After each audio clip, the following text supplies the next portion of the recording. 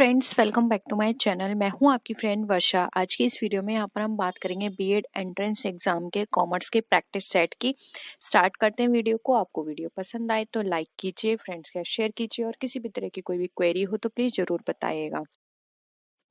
यहाँ पे हमारे क्वेश्चन है, देखिए, how many sides does an account है। यानी कि यहाँ पर आपको बताना है कि एक जो अकाउंट है उसमें आपको साइड्स बतानी है कि कौन सी साइड्स होती हैं, कितनी। ठीक है, एक अकाउंट के अंदर 1, 2, 3 और 4 बताइए आपको कितनी साइड्स होती हैं। बहुत ही सिंपल क्वेश्चन है, इजिली आप बता सकते हैं। जब भी आप कोई भी अकाउंट प्रिपेयर करते हैं तो उसमें दो साइड होती हैं हमारी, एक होती है डेबिट साइड, एक होती है क्रेडिट साइड। और ये भी आपसे क्वेश्चन में कई बार पूछा जाता है कि जो डेबिट और क्रेडिट साइड होती हैं वो हमारा कॉन्सेप्ट क्या कहलाता है, तो उसको बोलते हैं हम डुअल एस्पेक्ट कॉन्सेप्ट।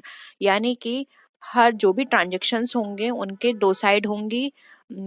जितने भी डेबिट्स होंगे उनका अपना क्रेडिट होगा और जो क्रेडिट होगा उसका डेबिट भी होगा। यानी कि कोई भी ट्रांजेक्शन ऐसा नहीं होगा जो सिर्फ डेबिट हो या फिर सिर्फ क्रेडिट हो। ठीक है, तो यहाँ पे हमारे अकाउंट में कितनी साइड्स होती हैं? 2। ऑप्शन बी यहाँ पे हमारा राइट आंसर है। नेक्स्ट आइए, the dash in a ledger helps in locating the accounts contain in it. अब आपको बताना है जो लेजर है उसके अंदर क्या चीज हमें लोकेट करती है कि ये अकाउंट हमारा कहाँ पर ओपन है। ठीक है, फोलियो, पेजेस, सीरियल नंबर या फिर पार्ट नंबर, बताइए।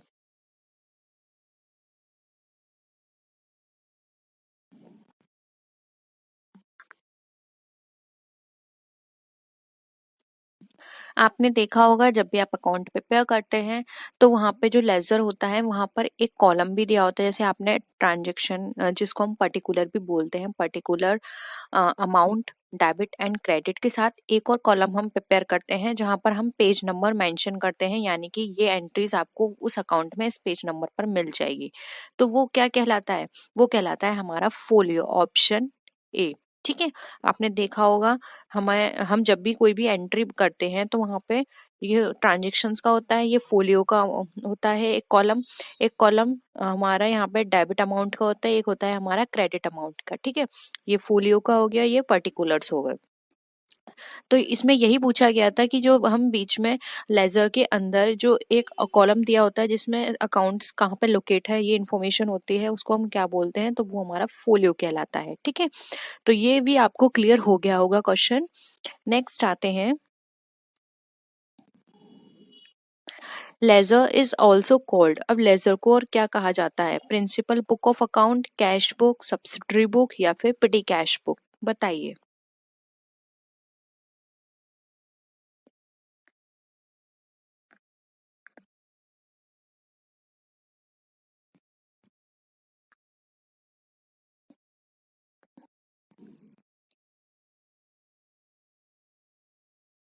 क्या कहलाएगा लेजर हमारा?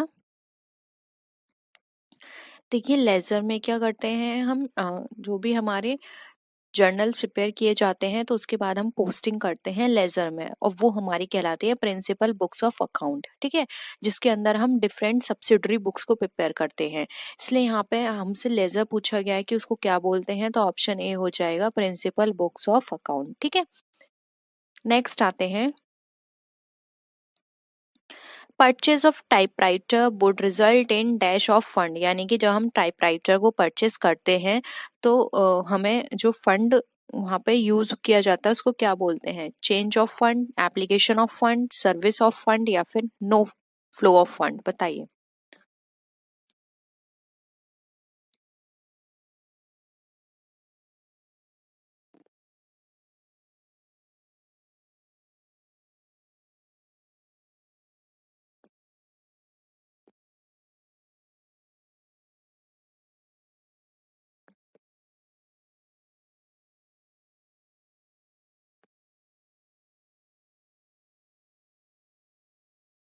बताइए क्या कहा जाएगा इसका आंसर। देखिए सर्विस दिया गया है, लेकिन मेरे अकॉर्डिंग एप्लीकेशन होना चाहिए इसका आंसर। तो अगर आपको कुछ और आंसर लगता है या फिर आपका कोई और यहाँ पर आप कुछ और सोचकर इसका आंसर सर्विस ही राइट मान रहे हैं, तो वो प्लीज कमेंट सेक्शन में मुझे बताइएगा। लेकिन मेरे अकॉर्डिंग इसका आंसर एप्लीकेशन होना चाहिए, क्योंकि यहाँ पर हम फंड को यूज कर रहे हैं। यानी कि एप्लीकेशन का मतलब क्या होता है, कि कहीं पर भी हम उस फंड को यूज करें, ठीक है, उसको अप्लाई करें। तो यहाँ पर फंड हमारा यूज हो रहा है किसी भी टाइपराइटर को परचेस करने में, ठीक है। तो यहाँ पर इसका आंसर एप्लीकेशन होना चाहिए, लेकिन यहाँ पर बुक में इसका आंसर सर्विस दिया हुआ था, एक जगह मैंने पढ़ा था, तो वहां पर मुझे लगा इसका आंसर सर्विस गलत है। इसका आंसर होना चाहिए एप्लीकेशन। अगर आपको इसका आंसर सर्विस सही लगता है तो प्लीज नीचे कमेंट सेक्शन में जरूर बताइएगा, ठीक है। नेक्स्ट है, the following items are shown in profit and loss appropriation account as, यानी कि आपको बताना है इनमें से कौन सा आइटम जो है जो profit and loss appropriation account में शो किया जाता है। Dividend declared, discount on issue of shares, non operating expenses, या फिर current account, sorry current assets. बताइए,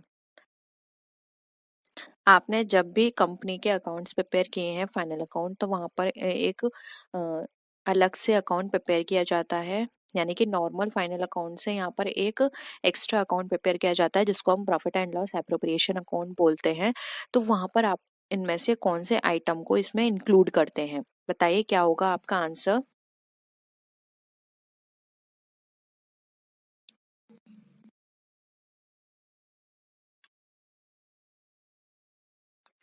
आंसर क्या हो जाएगा? ए, डिविडेंड डिक्लेयर्ड। इसमें जो भी हम डिविडेंड डिक्लेयर करते हैं वो यहाँ पर शो किए जाए, ठीक है।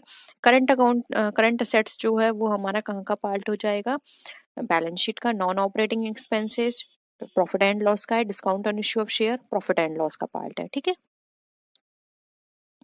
नेक्स्ट आइए, the assets of a business can be classified as, यानी कि जो बिजनेस की असेट्स जो होती हैं वो हमारी कहाँ पे क्लासिफाइड की जाती हैं? केवल फिक्स असेट्स में, केवल करंट असेट में, फिक्स्ड और करंट असेट में, या फिर फिक्टिशियस असेट्स में? बताइए, हम बिजनेस की असेट जो होती हैं उसको हम कैसे क्लासिफाइड करेंगे? बहुत ही सिंपल है। आपने जब बैलेंस शीट प्रिपेयर की होगी तो वहां पे क्लासिफाई करके उनको शो किया होगा बैलेंस शीट के अंदर असेट्स को। बताइए क्या कहेंगे आप लोग। देखिए बहुत ही सिंपल है। इस तरह की असेट्स हमारी दो पार्ट्स में डिवाइड होती हैं, जिनको हम बोलते हैं fix assets and current assets. Fix assets में हमारी आ जाती हैं building, plant, machinery. And current assets की बात करें तो यहाँ पर आ जाते हैं हमारा कैश, स्टॉक। ये सब हमारा क्या है? करंट असेट का पार्ट है। तो ऑप्शन क्या हो जाएगा? सी राइट आंसर हो जाएगा, ठीक। नेक्स्ट क्वेश्चन है, the balance sheet is a dash of the assets, liabilities and capital of a concern as on particular date। अब आपको यहाँ पर बताना है जो कि बैलेंस शीट है हमारी, उसके अकॉर्डिंग जब हम उसमें असेट्स, लाइबिलिटीज, कैपिटल लिखते हैं किसी पर्टिकुलर डेट के, तो वो हमारा क्या कहलाता है? स्टेटमेंट, डॉक्यूमेंट, पिक्चर, या फिर बैलेंस? बताइए। आप सबको पता होगा जब भी हम फाइनल अकाउंट प्रिपेयर करते हैं तो वहां पर आपसे कई बार, ये मैंने भी आपसे कहा है और आपने पढ़ा भी होगा, कि फाइनल अकाउंट के अंदर जब हम अकाउंट प्रिपेयर करते हैं तो बैलेंस शीट को कभी भी हम अकाउंट नहीं बोलते। हम कहते हैं कि ट्रेडिंग अकाउंट हमने प्रिपेयर किया है, और उसके बाद हम बोलते हैं कि हमने profit and loss account prepare किया है, लेकिन बैलेंस शीट को अकाउंट नहीं बोला जाता। बैलेंस शीट को क्या बोला जाता है? एक स्टेटमेंट। इसलिए यहाँ पे बैलेंस शीट के लिए जो स्टेटमेंट है वो बिल्कुल करेक्ट वर्ड होगा, ऑप्शन ए यहाँ पे राइट आंसर हो जाएगा। Balance sheet is a statement of the assets, liabilities and capital of a concern as on particular date. यानी कि ये एक स्टेटमेंट है जो कि हमें पर्टिकुलर डेट पे हमारी जितनी भी लाइबिलिटीज, असेट्स हैं, ये हमारी कैपिटल की पोजीशन है, उसको शो करता है, ठीक है। नेक्स्ट क्वेश्चन है, a gross profit is transfer to the profit and loss account. अब जो ग्रॉस प्रॉफिट जो होता है हमारा, ट्रांसफर किया जाता है ग्रॉस प्रॉफिट अकाउंट में किस साइड? डेबिट, क्रेडिट, करंट, या फिर असेट्स? बताइए क्या होगा आपके अकॉर्डिंग इसका आंसर।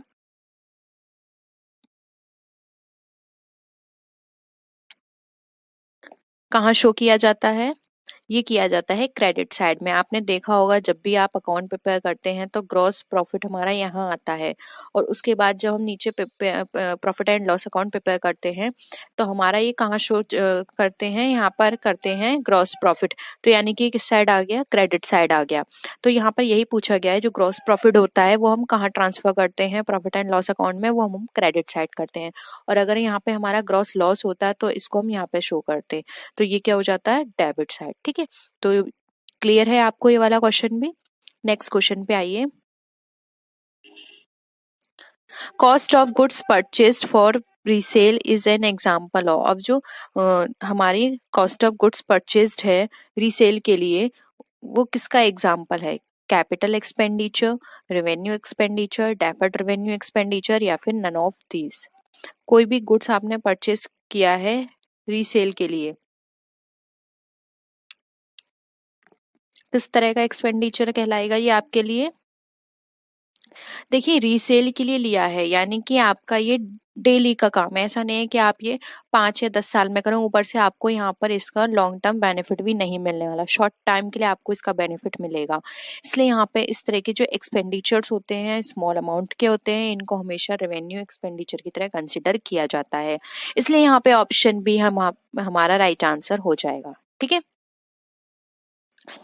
नेक्स्ट क्वेश्चन देखिए। Premium is determined on issue of share, यानी कि जो प्रीमियम जो है हमारा डिटरमाइन किया जाता है जब भी हम शेयर को इश्यू करते हैं उस पर, तो ये कंपनी लॉ बोर्ड द्वारा किया जाता है, गवर्नमेंट द्वारा, इशूइंग कंपनी द्वारा, या फिर the board by the board of securities and exchange of India. बताइए कौन डिसाइड करता है प्रीमियम को।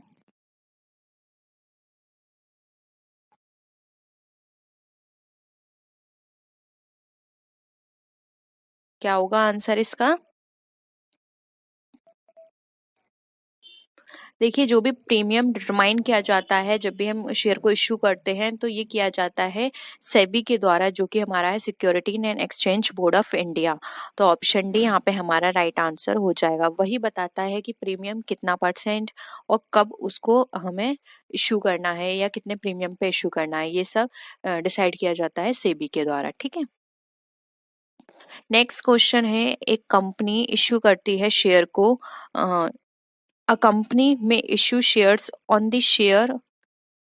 ठीक है, तो एक कंपनी इश्यू कर रही है शेयर, तो वो कैसे इश्यू करेगी, एडवाइस करके, जो यानी उसका ऑडिटर के एडवाइस पर, कंपनी अगर न्यू है तब, अगर कंपनी न्यू कंपोनेंट्स इश्यू कर रही है, कंपोनेंट्स का मतलब यहाँ पर आप शेयर से समझ लीजिए, या फिर at the end of 1 year after starting the business. बताइए।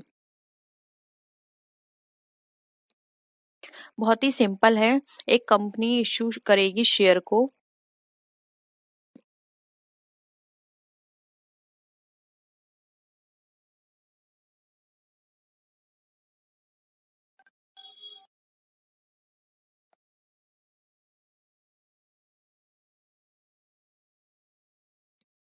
देखिए कोई भी कंपनी अपने शेयर्स तभी इश्यू कर सकती है जब उसने अपना बिजनेस स्टार्ट किया उसके 1 साल बाद, यानी कि 1 साल नहीं हो जाता उससे पहले वो अपने शेयर्स इश्यू नहीं कर सकती है। ठीक है, तो यहाँ पर क्या हो जाएगा, स्टार्टिंग द बिजनेस, यानी कि उसके स्टार्ट करने से पहले। ठीक है, यहाँ पर आप थोड़ा सा करेक्शन भी कर लीजिएगा, यहाँ पर मेनली ये होना चाहिए था क्वेश्चन कि एक कंपनी अपने जो शेयर्स हैं वो डिस्काउंट पे कब इश्यू नहीं करती, कब इश्यू करेगी, तो वो 1 साल बाद इश्यू कर सकती है डिस्काउंट पे। ठीक है, तो ऑप्शन यहाँ पर डी हो जाएगा हमारा आंसर।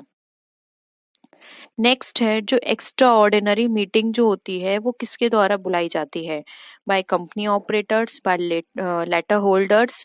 लेटर होल्डर्स की जगह, लेटर होल्डर का मतलब यहाँ पे शेयर होल्डर्स है, क्योंकि उनको भी एक लेटर रिसीव मिलता है। ठीक है, तो लेटर होल्डर्स मतलब share holders, by company law board, या फिर नाइदर ऑफ द अबव। बताइए।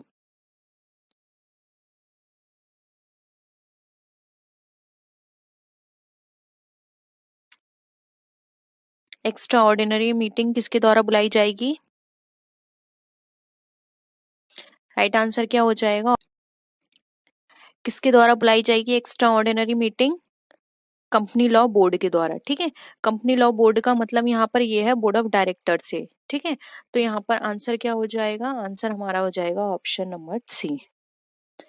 नेक्स्ट क्वेश्चन पे आते हैं, discount on issue of debenture are. अब हम जो भी डिस्काउंट है वो हम डिवेंचर पे दे रहे हैं, तो वो हमारा किस तरह का एक्सपेंडिचर है, income expenditure, capital loss, exit charges या फिर कैपिटल एक्सपेंडिचर।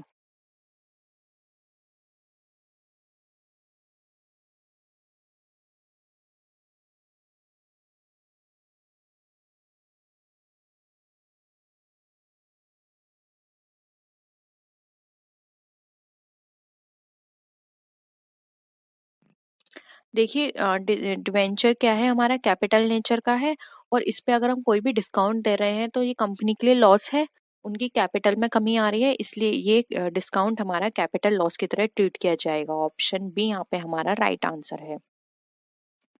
नेक्स्ट क्वेश्चन है, एक कंपनी रजिस्टर्ड कंसिडर की जाएगी जब वो अमलगमेशन सर्टिफिकेट को रिसीव कर ले, या फिर अपने एमओए और एओए को रजिस्ट्रार जो भी कंपनी है, रजिस्ट्रार जो है कंपनी का, उसके पास सबमिट कर दे, या फिर वो जो कमेंसमेंट का जो सर्टिफिकेट है उसको रिसीव कर ले, या फिर वो रियल में अपना बिजनेस स्टार्ट कर दे। रियल में स्टार्ट करने का मतलब है अपना काम करना शुरू कर दे उस बिजनेस में। तो बताइए कोई भी कंपनी रजिस्टर्ड कंपनी कब कंसिडर करते हैं हम?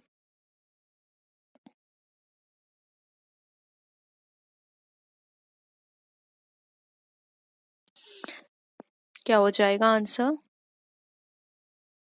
देखिए एक कंपनी रजिस्टर्ड कंपनी तभी कंसिडर की जाती है जब वो अपना मेमोरेंडम ऑफ एसोसिएशन, आर्टिकल्स यहाँ पे इतना इम्पोर्टेंट नहीं है, लेकिन एमओए बहुत ही इम्पोर्टेंट है। जब तक कंपनी अपना एमओए रजिस्ट्रार को सबमिट नहीं कर देती तब तक वो कंपनी रजिस्टर्ड कंपनी नहीं मानी जाएगी, ठीक है। क्योंकि एओए जो होता है वो इंटरनल के लिए होता है, इंटरनल मैनेजमेंट के लिए वो इतना इम्पोर्टेंट नहीं है, लेकिन एमओए बहुत ही इम्पोर्टेंट होता है, क्योंकि एमओए पब्लिक के लिए इशू किया जाता है, इसलिए उसका सबमिट करना बहुत ही इम्पोर्टेंट है। इसलिए यहाँ पे ऑप्शन बी हमारा करेक्ट आंसर हो जाएगा। नेक्स्ट क्वेश्चन है, the function of a company secretary are. अब जो कंपनी सेक्रेटरी है उसके क्या क्या फंक्शन होते हैं? सिर्फ office related, administrative, management related, या फिर ऑफिस एंड एडमिनिस्ट्रेशन रिलेटेड? बताइए एक कंपनी सेक्रेटरी के क्या फंक्शंस होंगे?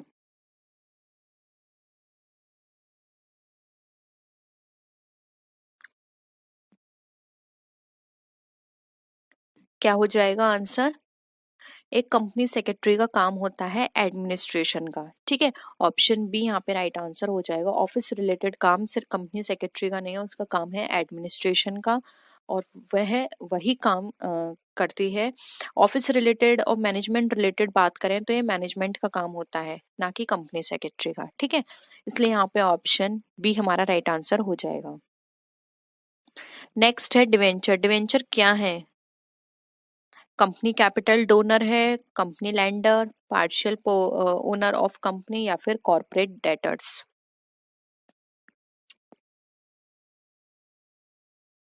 बहुत ही सिंपल है।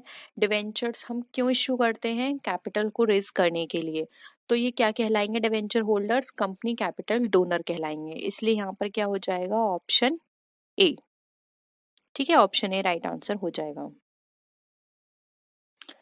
Which principle was propounded in the decision given in the dispute of Salman versus Salman and Company Limited? बताइए ये जो सैलमन वर्सेस सालोमन भी बोलते हैं, कई जगह आपको सैलमन भी मिलेगा, ठीक है। तो कंफ्यूज मत होइएगा। Salomon and Salomon company limited का जो केस था या जो इसके ऊपर डिसीजन लिया गया था वो किस प्रिंसिपल पर बेस्ड था? बताइए।